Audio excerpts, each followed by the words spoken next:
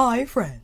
If you want to check out what my picks are for your much requested, much awaited for the eyeshadow palette tag, then please keep on watching. Hi, my name's Alicia. If it's your first time here, thank you so much for clicking on my video. And if you are returning, well, thank you for visiting me again. Kinky Sweat stands for my kinky hair and sweat life. I'm a fitness professional who loves things on movement and beauty. If you want to check out what I do in between the makeup, so get head over to my Instagram. This eyeshadow palette tag was a collab created by YouTubers Samantha and Allie Glines. I saw several other YouTubers follow suit, and I never actually knew what the tags were, the palette cues, if you will. But then I got to finally looking today, and man, it was a little tough picking out well, not the oldest and the newest so much, what I considered not hype, because everything is very much subjective in the end when it comes to makeup and these tags. And Morgan Turner did a luxury version, which I think I'm going to do as well. So I didn't want to pick the ones that I might want to include in the luxury palette tag video. There's some high end in here, but middle end, and of course, I got a drugstore palette in this tag as well. Can you believe it? So let's get started. Yeah, let me pull up the tags so I keep track of what I'm doing. You wonder what's on my eye? Well, when we get to those palettes, you'll figure out what my combination was. Show your newest palette. Well, I have to give it to the one that I didn't necessarily buy but was kindly sent to me through PR by Kaleidos Makeup. It is the Escape Pod. I did a full review video using the entire collection. I also created 4 looks using this palette. I enjoy it. I think this is a colorful palette. This could have well won the most colorful palette in my collection tag, but I have another one for that. You have more mattes than shimmers, but I think because some of the mattes are neon, that has that punch, that impact, that could maybe double as a shimmer in terms of effect, not necessarily in terms of texture, of course, but you could use any of these shades all over your lid and it'll be such a beautiful, impactful neon look. These shimmers, fam, by far my most favorite shade is Cosmic Cabaret. The shine on this is amazing. I think they're fairly easy to use.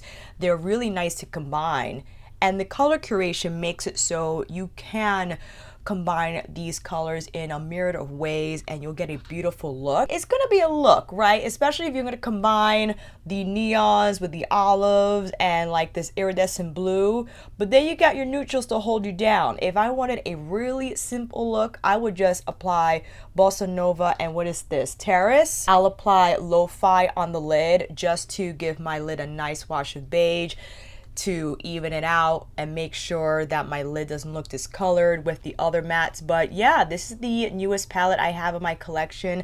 I've been enjoying it. I really love the looks I created in my Kaleidos video. So thank you again, Kaleidos, for sending me the Escape Pod palette, and let's move on to the next tag. Show your oldest palette. Because of my declutter I did, dare I say, last year. Has it been that long? My goodness, I don't even remember. I gave away a lot of my older palettes, but I did have one left that really just represents a time in my life where I was getting into beauty, just getting into eyeshadow palettes. And it was one of those palettes I knew everyone had and I had to have. You know that feeling, okay? The Anastasia Self-Made palette. Do you all remember this freaking palette? It's like worn and torn.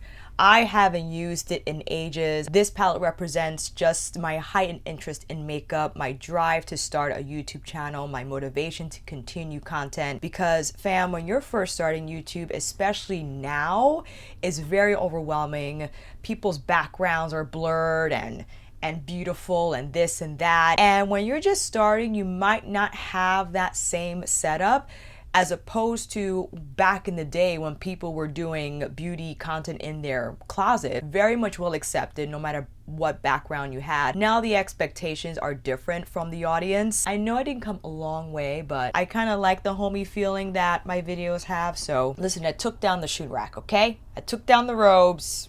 I got my Divine Rose poster frame, so that's going to be up soon. Anyway, I remember using this palette and figuring it out. I didn't really have a good sense of blend. I mean, I didn't know how to blend at all. Not really knowing what colors to combine.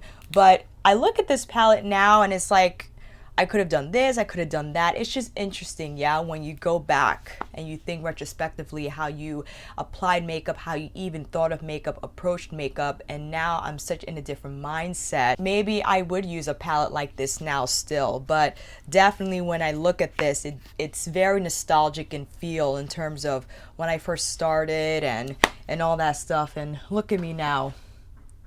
I got too much makeup. Next up is most expensive palette. I feel like there could only be one. When I bought the two 28 pan Natasha Denona palettes from Beautylish for the first time, I looked at the total cost and I said, Alicia, you will never, should better never buy an eyeshadow palette again. That was 5 years ago. And man, oh man, the hype around this palette, it's real. Now, considering the many times she changed her formula, the mattes are drier in the 28 pan, but the metallics though, talk about smooth, fam. These metallics you could blend out as mattes. For instance, if you were to take this shade here, that's just beautifully smooth. Look how it glides on the skin. You could buff it into your crease, you could apply it on your lid, you could buff it along the lower lash line. And sure, the mattes are not as great as her mattes now. I think she introduced her creamy powder matte formula in her Star palette, and thereafter, I think that formula stayed. If anything, I would use these to blend out the metallics, right? Just to finish them off. I wouldn't start the eyes with any of these mattes, and I think that's how Natasha usually does her makeup. She'll either pack down a matte on the outer corner if it's a deeper shade like this one, for instance, and then she'll continue the look with other shades in the palette. But are you kidding me? This palette is just both the green brown and the blue purple. That was the blue purple. This is the green brown. Oh my goodness me. Like, these shades, this is like OG, old school Natasha Denona in terms of the formula, in terms of her makeup style, in terms of just her color genius. I do believe she is a color genius in terms of how she curates her shades and how she puts her palettes together. I definitely respect her for that. I mean, this shade right here, this was really hard to continue because it's so soft, but the shine on that is insane. She sells this as a single and also in one of her 5 pans, but it will break all the time, and they had to change the formula because every time the delivery came, the shadows were like broken and shattered. And it's like, well, what are we gonna do? Are we gonna keep using this formula, but even though it's amazing, it just keeps breaking? There are some formulation changes. I get it, right? It's really disheartening to always open broken makeup, but man, oh man, her formulas are exquisite, absolutely exquisite. So those two palettes are definitely my most expensive. One of these bad boys I think is like $239. Granted, you get a lot of product, but that's a lot of money for one palette, okay? Especially if you're not a professional makeup artist. That makes it even worse. Most affordable palette. Can you believe? Can you freaking believe? I saw this on Emily Noel's video. I forgot which video it was specifically, but even before Muse of New York from Maybelline, I actually really liked their cityscape, city, whatever curations, the 6 or 5 shadows in one palette. I thought those were quite nice. I thought those were quite nice for drugstore, and then I saw they have the more extensive version. Now, granted, these shimmers, they're not anything special, okay? They're very lightweight in nature. I'm just making sure I'm not breaking anything. My Natasha Denona is falling. They're nothing crazily special, but listen, when we get back to traveling and all that stuff, if we ever do, if you don't want your expensive shadows to break, or if you don't want them to get lost in the luggage, I wouldn't mind if this got lost and I never got it back. You know what I'm saying? I wouldn't mind if this broke in transit. It's fine, it's replaceable. Some of these palettes that I have, fam, are just too expensive to replace. They mean too much to me to lose in the luggage. And that's why I feel it's nice to have something on the more affordable side that you can use for that purpose, right? You could use for traveling, you could use for low-key looks. The mattes are okay. They're, you know, they give you just enough color to make something happen. The lasting power is all right. These are all neutral bronzy shades that I feel are good for every day. I feel this is a great start for a novice. Even with all the shades in here, you got more mauve going on. You got more of the reds, the copper here, and you have more of your neutral, leaning cooler antique bronze shades. So the Maybelline Muse in New York is actually a really great palette for being affordable and drugstore as well. Because for instance, when people do like drugstore whatever and they include ColourPop, although maybe a drugstore price, is not available in a lot of drugstores. I mean, it's not even. It's only online and in Ulta. But I feel like you could find this in a drugstore. Like there's some Milani palettes that you cannot find in drugstores, also considered a drugstore favorite brand. This, I think, is a lot more accessible, not only in terms of where you can buy it, but the price too. It's like maybe $12, $13 a day. I think it's still a little expensive for drugstore, but the quality is nice, you know? Everyday palette. I've been rotating a lot, you know, and it was hard for me to really pin down an everyday palette. However, I will have to introduce this as my everyday as of late. The Charlotte Tilbury Desert Haze. Who would have thought? When I first saw this curation with her bronzer release, which is the bronzer powders are exceptional, I was like, I'm gonna get this because I fell for the hype. I had major FOMO if I didn't. Despite the simplicity of these shades and despite the fact that I might even own these shades somewhere else in my collection, the ease of use and the quality, I feel, is just worth noting, is outstanding. I think these are so great to apply as everyday shades, and the fact that I could get just a real simple look for photographs, for even going out. This defined shade you could use to smoke out your lash line, you could use to place all over your lid, you could use to apply for some outer V smoke. And the rest of the shades here, they're warm, but they're so everyday friendly and just beautiful to use. I consider this very much an everyday palette, and although the shades do lean very warm and maybe not someone's first choice for every day, I think this is more summer appropriate, and perhaps since we are in the season, I consider this currently my everyday palette. I will probably switch for fall winter, but this really blew me out of the water. I was highly impressed with the matte formula, the ease of use. I mean, they blend seamlessly, and the colors are just, dare I say, they apply a little more richer than how they look in pan. Like this shade right here, come on. And I love this shade. It's like a peachy rich terracotta brown. It's absolutely gorgeous and just my lane. Like this is my wheelhouse of shades. I love applying these colors on my lids, and I definitely consider that very much appropriately an everyday palette right now. There are lows I could have done for everyday, but as of late, like I said, I've been using that a lot. Most colorful palette. This was hard because I have a lot. I could have went one way, but I want to save that for the luxury palette tag video. I'm going to tell you, I was going to go Sugar Pill.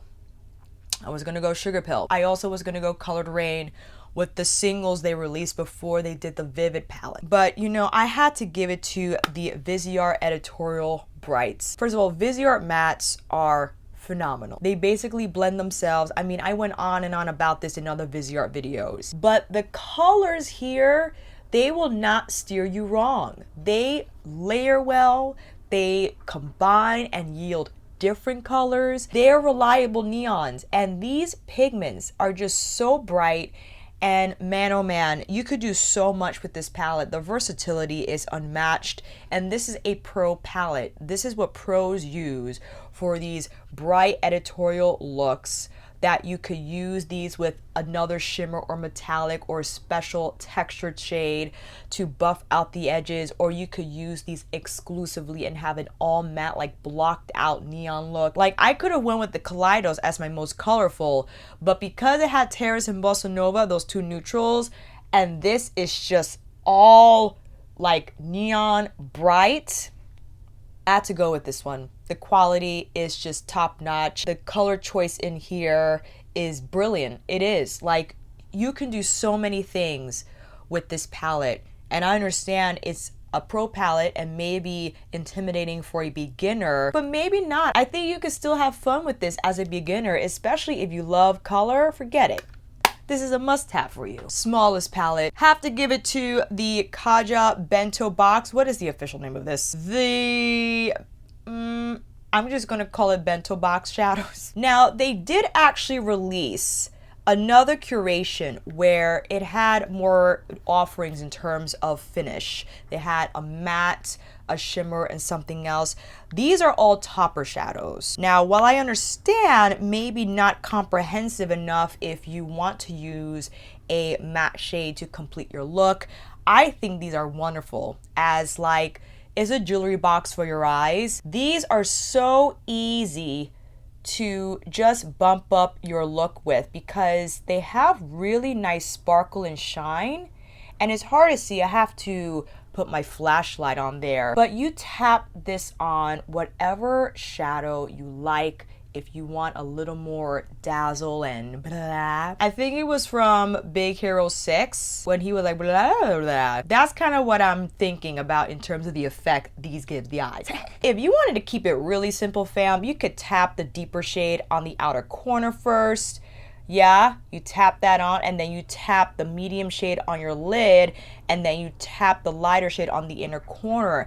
And that's definitely a way to go. You don't have to go in with 10 mattes and 10 shimmers and metallics. You don't have to use 10 brushes like I do. Tap and done. Put some mascara on, put some liner on, and I think these are really effective in delivering that fast eye look that has a little dazzle, that has a little pizzazz, that a little more everyday than your basic shimmer, basic matte, has a little sparkle, and the actual sparkle I feel not chunky. I don't know if people with sensitive eyes had any luck or bad luck with this formula, but I think it's fairly easy to use. I mean, you can't go wrong. You tap it on and you're done, and has really beautiful shine. So this is definitely my smallest palette in the collection, but really great either as standalone or supplementary. The biggest palette. I'm embarrassed to show this, but you know what? We have to own up to our mistakes, okay? It is the Dare to Create 39A palette. This was a holiday release. They actually came out with another one, I think, the following year. Morphe palettes in general are excessively big, and I think as of late they have released different sizes, reasonably sized palettes, 9 pans and 12 pans and all of that, but at the time of use, I enjoyed it. I did. It had the blues, the greens. I thought this was pretty comprehensive in color offering. You had everything here, right? I mean, the neutrals and the blah, blah, blah. The standout feature for this palette is that they included a row of transition shades, because we all know the beauty influencers who were up Morphe's butt always started with is always about the transition shade. The transition shade, the transition shade. Listen, I appreciate transition shades. I mention them in my own eyeshadow palette tutorials. However, I realize that it's not the only eyeshadow technique to start with, to begin with, to always use. You don't need to always start with a transition shade. Your transition shade does not have to be any of these colors. Your transition shade could be the olive. Your transition shade could be this magenta matte. Now, while I understand it does offer up a beautiful smooth gradient of color if you start off with a neutral color, I get it. But I feel this palette is a representation of the hold beauty influencers had over their audience in terms of how one should do their makeup, because everyone was doing their makeup the same, and I was one of them. That's how I learned. But I think, you know, Robert Welch said this, and I'm sure many other makeup artists agree. You could break the rules when you know the rules, right? When you know the foundation, when you know the technique. I am not a makeup artist, but I definitely know that it's okay to go against the norm and still create really beautiful looks. And I'm so happy that I broke out of that and started experimenting with putting shimmers in my crease, or starting out the eye look with the metallic instead of a matte. So whenever I see this palette or a Morphe palette or a palette I used before, I relish the fact that I have learned and grown. So thank you, Dare to Create, for reminding me of my thrive. Next, palette with the best memory. So funny, we went from that to this. This was a recent memory when Pat McGrath DM'd me to say thank you for my support, and someone from PR emailed me to ask if I wanted the Divine Rose 2 collection. And I had spoke about this when it happened, during the Divine Rose video, during a live. You guys really, I mean, your support, your unwavering support really made this happen. So every time I see Divine Rose 2 and I think about that, it warms me every time. So this palette definitely holds a special memory in terms of my time on YouTube, and just a reminder that when you believe in something, when you feel strongly about something, you don't stop. You just keep going. You keep going. I don't know how many freaking Pat McGrath videos I have on my channel. I stopped counting. And even if I didn't get recognized for a long time, or she didn't know I existed, I just kept going because I love her makeup and I love her and I love her products. So it was nothing to keep filming tutorials with her palettes, because especially since you guys entrusted me so much to buy these expensive palettes, I was going to do my best in showing you how to use them the best way possible to get your money's worth. And that was also a part of the inspiration behind my Pat McGrath playlist, why I revisit these palettes, where I do combinations of different Pat McGrath eyeshadow palettes in one video. So this definitely, every time I see this palette, every time I see Divine Rose 2, I think about that. As you know, and if you don't know, I love you guys. You are the best squad anyone could ever ask for, and your love and support, just know, does not go unnoticed. So this, I feel, is not only a beautiful Pat McGrath memory, but it definitely, when I see this palette and I use this palette, I just think about all of you. So thank you again so much. A palette worth the hype. I have to give it up to Miss Jackie Aina and her ABH palette. I know I showed another ABH palette, but fam, this is definitely, most definitely worth the hype. Jackie did a phenomenal job in terms of the shades chosen for this palette, the textures. I think this is beginner friendly, this is beauty enthusiast friendly, this is pro friendly. Anyone can use this palette. You have everything in here, and you just can't go wrong with the combinations you choose. You could keep it matte, you could keep it matte metallic, you could keep it all metallic if you wanted. There are so many different looks you could create with this palette, and I do think the hype was very much deserved. Every person that I speak to about the Jackie Aina palette, they love. They love. And this was included in my must keep top 10 because it is that good. I mean, the freaking packaging, I think, is one of ABH's best. My favorite packaging out of all the ABH palettes that have been released, and my favorite ABH palette, I'm gonna say right now here on the video. I truly think this is one of ABH's best palette and is my personal favorite ABH palette. So definitely worth the hype and one of my faves till this day thus far. A palette not worth the hype. I'm even more ashamed than the Morphe. This was at a time where, again, getting into beauty, buying all the new releases, just being stupid, okay? I was stupid. This is the KKW and Mario palette. This was the first palette released by KKW Beauty. A lot of hype. Let me just say this. I feel personally that the KKW Beauty line is basically Mario's line. I got this palette because of Mario. I admire his work. I think he is a fantastic artist. I'm not a fan as how Nappy Headed Jojoba says it, the Kardashians. Right now, when there's so much makeup and I'm being ultra selective with what I'm getting, I tend to gravitate towards lines created by makeup artists, okay? Nothing against influencer makeup. There have been hits in the influencer makeup world, okay? I don't want that statement to appear that all influencer makeup or makeup lines are not created by makeup artists are trash. I'm not saying that at all. I do feel there's a more specialized curation, a little more thoughtfulness in a makeup artist line because this is what they do, okay? This is their life's work. This is their vision. They put their genius into their makeup. For someone like Kim, who I think serves more of a muse role, and granted, while I understand she might have been exposed to a lot of makeup, has worked with many a makeup artist, sure, she might have an opinion of what's good or what's bad, but it's not the same input as, again, an actual makeup artist who does this for a living. So I bought this because, you know, again, Kim's role in the beauty industry is still huge despite what I might think. So it's okay. You know, it wasn't, I feel, worth so much hype. It wasn't worth the sellout. It wasn't worth any of that. It wasn't worth that hysteria, if you know what I mean. So it's in my collection. I haven't used it in years. It's just kind of there. I think ColourPop is basically the same.